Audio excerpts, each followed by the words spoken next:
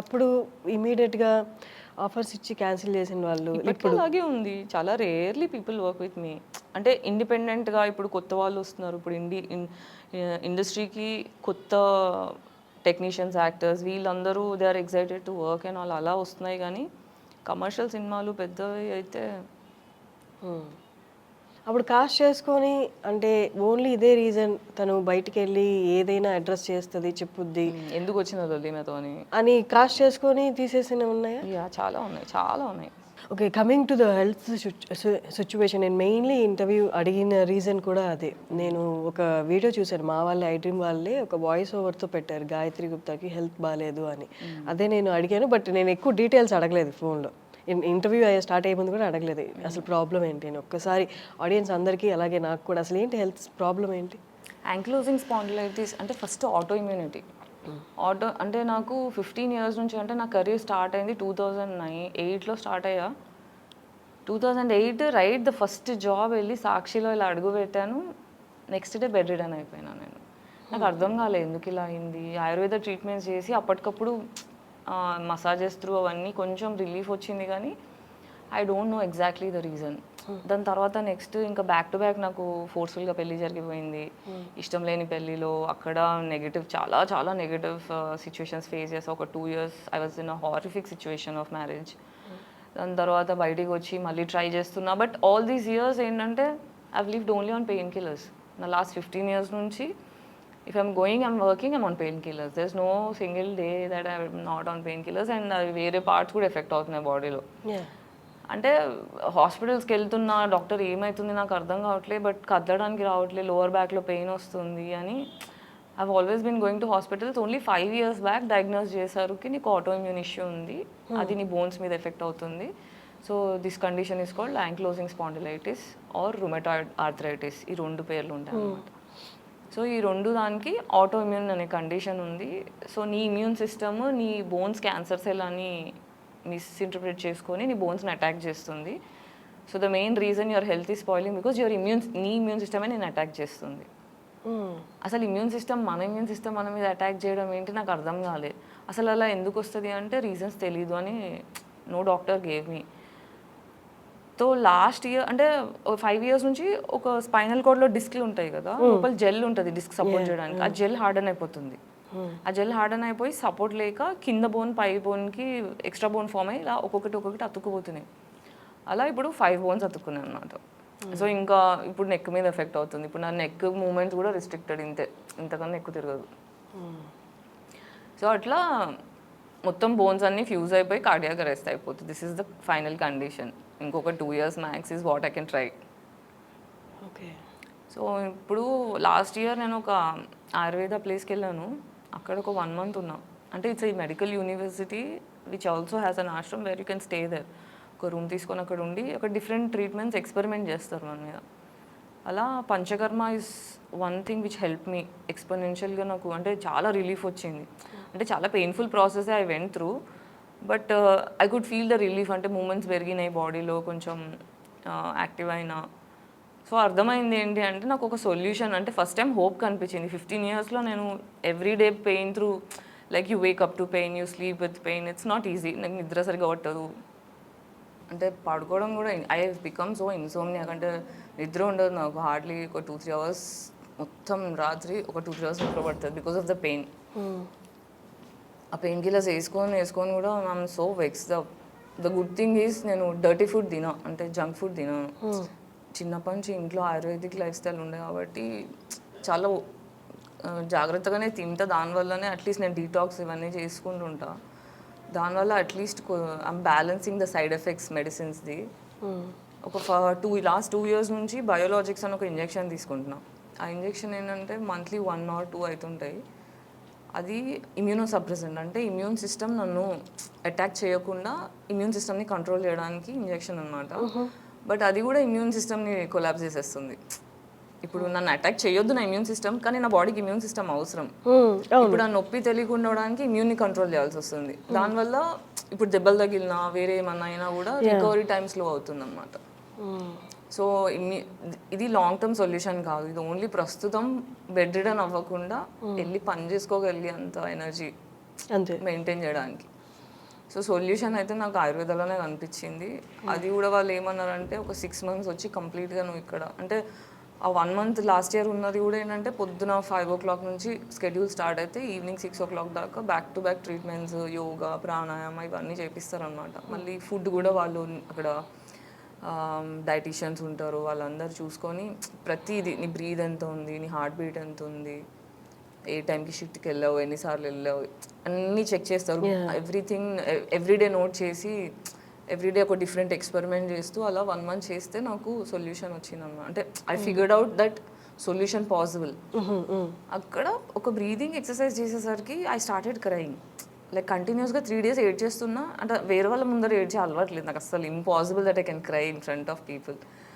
అలాంటిది కంట్రోల్ చేసుకోలేనంత ఏడుపు వచ్చేస్తుంది, ఏదో తేడా పుడుతుంది, ఏమవుతుంది నాకు అని వెళ్ళి డాక్టర్ని అడిగి నాకు ఒక సైకాలజిస్ట్ సెషన్ కావాలి, ఐ డోంట్ నో ఎందుకు ఇలా ఏడుస్తున్నానో తెలీదు అంటే అక్కడ సైకాలజిస్ట్తోని ఒక మీటింగ్ పెట్టారు. అక్కడ she asked about all the life, అంటే నీ ఫస్ట్ 10 years లైఫ్ గురించి చెప్పు, నెక్స్ట్ 10 years లైఫ్ గురించి చెప్పి ఇవన్నీ. తర్వాత what she told was you have childhood trauma ఉంది, ఒక కాంప్లెక్స్ CPTSD అంటారు, complex post traumatic stress disorder.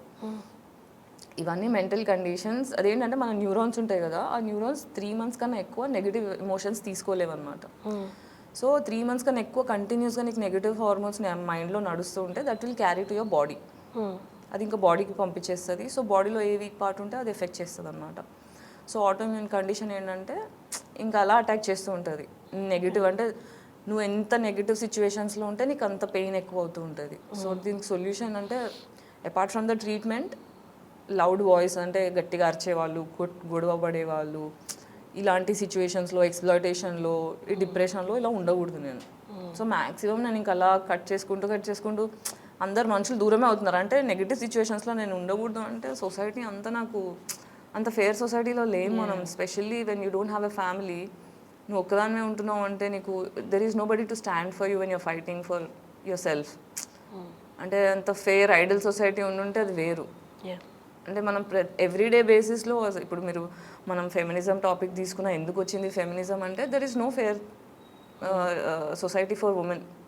ఎంత మాట్లాడినా ఇప్పుడు మొగోళ్ళకి ప్రాబ్లమ్స్ ఉన్నాయి లేవని నేను అనట్లే, కానీ ఒక ఆడపిల్లగా బయటకు వస్తే నాకు బేసిక్ సేఫ్టీ ఉండదు.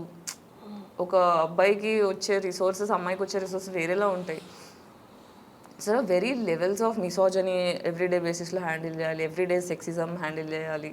There are so many layers మనకు కనిపించవు ఎక్స్పీరియన్స్ అయితే తప్ప. You don't know what shit you're going through. ఇంకొకటి ఏంటంటే నాకు ఎలాగోలా వేయడం నాకు నచ్చదు. పద్ధతిగా బతకాలి, ఒక కాన్షియన్స్ అనేది ఒకటి ఉంటుంది.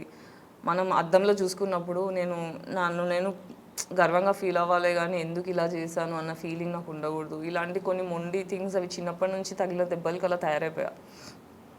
సో ఎలాగోలా డబ్బులు సంపాదించాలన్న కోరిక లేదు, ధర్మంగా సంపాదించాలి, వచ్చిన పని చేసి సంపాదించాలి, ఇలా ఉండే.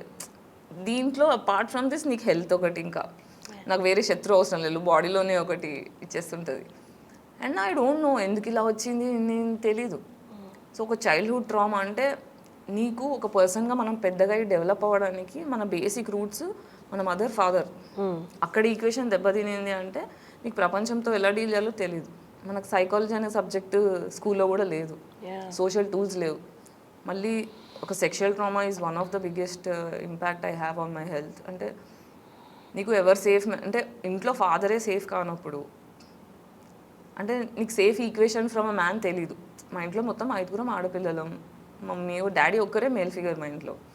తను కూడా బాగా అబ్యూజివ్, లైక్ చాలా విధాలుగా అబ్యూజ్ చేశారు. ఇప్పుడు అంత అబ్యూజివ్ బేసిక్ మ్యాన్ ఈక్వేషన్ అలా చూసినప్పుడు ఎనీథింగ్ లెస్ దెన్ అంటే మా నాన్న కన్నా కొంచెం బెటర్ ఉన్నా కూడా మంచోళ్ళే అన్న ఫీలింగ్ ఉంటుంది. బట్ వాళ్ళు సేఫ్ అంటే కాదు. 100% నెగిటివ్ చూసిన తర్వాత 98, 97, 80 ఇవన్నీ కూడా బెటర్ ఏమో అనే అనిపిస్తుంది. మనకి ఏంటి 1 to 100 గుడ్ అనేది తెలియనప్పుడు యూ జస్ట్ అన్లర్న్. మనకి ఓకే ఇది సేఫ్ కాదు, ఇది సేఫ్ కాదని కలిసిన ప్రతి ఒక్కరూ ఒక్కొక్క వెరైటీ ఆఫ్ నెగిటివ్ చూపిస్తుంటారు. So how do I understand, నువ్వు ఎందుకు ఊకే ప్రతిసారి డిప్రెస్డ్ ఉంటావు అంటే నాకు తెలీదు సేఫ్ పీపుల్ ఎవరు. I don't know how to choose safe people. Now how will I no?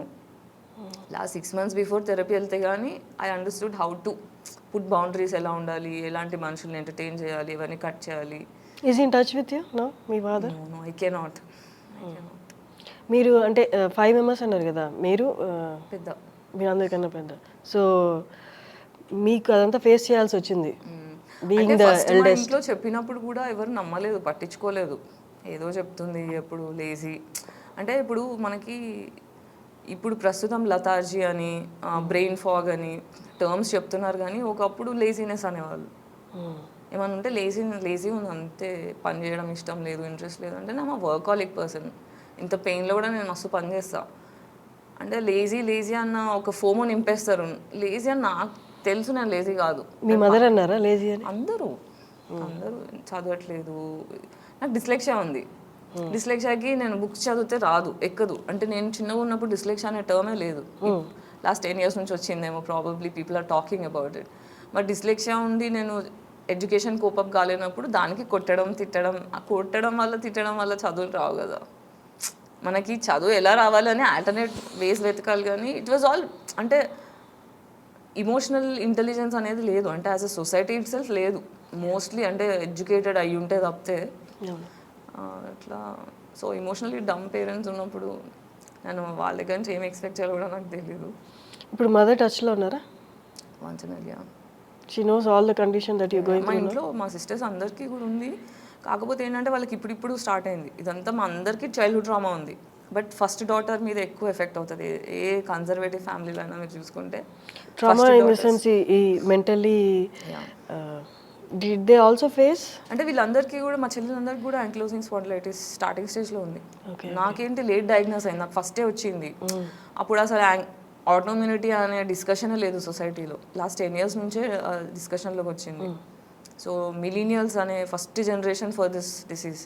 అంటే రాబోయే నెక్స్ట్ 10 yearsలో ఇది చాలా క్యాజువల్ అయిపోతుంది. ఇప్పుడు క్యాన్సర్ నార్మల్గా ఎలా మాట్లాడుతున్నాం, డయాబెటీస్ నార్మల్గా ఎలా మాట్లాడుతున్నాం, నెక్స్ట్ 10 yearsలో ఆటోమ్యూనిటీ చాలా నార్మల్గా మాట్లాడతారు అందరూ. గాయత్రి, అంటే ఇప్పుడు సినిమాల్లో ఉన్నారు అంటే ఓకే, వీళ్ళకి డబ్బులు బాగుంటాయి, ఎంతో కొంత పోగేసే ఉంటారు, ఆపర్చునిటీస్ కొంచెం అడపాదడప వస్తున్నా డబ్బులు అయితే పోగేసే ఉంటారు. ఒక ఆపర్చునిటీ కాబట్టి ఇంకోటి ఏదో ఒకటి వచ్చే ఉంటుంది అనుకుంటారు. డబ్బులు ఉన్నాయి కదా ఎందుకు క్రౌడ్ ఫండింగ్ అన్న వాళ్ళకి సమాధానం ఏంటి? డబ్బులు ఉండవు అంటే ఇప్పుడు నువ్వు రిచ్ ఫ్యామిలీ నుంచి అన్న రావాలి, లేదా ఆల్రెడీ ఇండస్ట్రీలో ఉన్న బ్యాక్గ్రౌండ్ ఫ్యామిలీస్ నుంచి రావాలి, లేదు అంటే ఎవరితో పడితే వాళ్ళతో పడుకోవడానికి రెడీ ఉండాలి. These are the 3 options that you have to become rich in the industry. అదన్నీ లేకుండా నువ్వు ఏ బ్యాక్గ్రౌండ్ లేకుండా నువ్వు ధర్మంగా వెళ్ళి ఏ సపోర్ట్ లేకుండా నువ్వు పైకి రావాలి అంటే డబ్బులు రావు. మా అంటే నేను ఫేమస్ అయ్యాను కానీ డబ్బులు రావు. ఎందుకంటే ఇప్పుడు ఫర్ ఎగ్జాంపుల్ నేను ఫ్రెండ్ క్యారెక్టరే చేసిన, సిస్టర్ క్యారెక్టరే చేసిన, నాకు ఒక అమౌంట్ ఇస్తారు.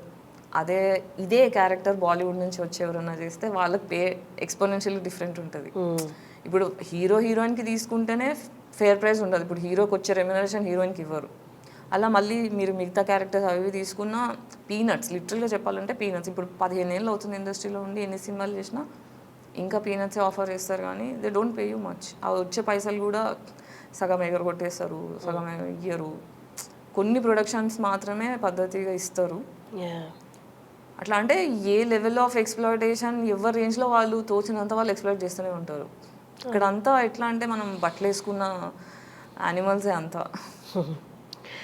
ఇప్పుడు నార్మల్గా డైలీ సర్వైవలే మనకు ఇప్పుడు వస్తున్న ఆపర్చునిటీస్తో సర్వై అవ్వడమే కష్టం ఆ డబ్బులతోటి, పైగా ఈ హెల్త్ కండిషన్స్. ఎలా how you managing everything right now ప్రస్తుతానికి? ఇప్పుడు నేను ఇంటర్వ్యూస్ చేస్తుంటా, యూట్యూబ్ వీడియోస్ చేస్తుంటా, మూవీస్ చేస్తుంటా, ఇవన్నీ కాకుండా పక్క నుంచి ఫ్రెండ్స్ హెల్ప్ చేస్తుంటారు, మా మమ్మీ హెల్ప్ చేస్తుంటుంది అప్పుడప్పుడు.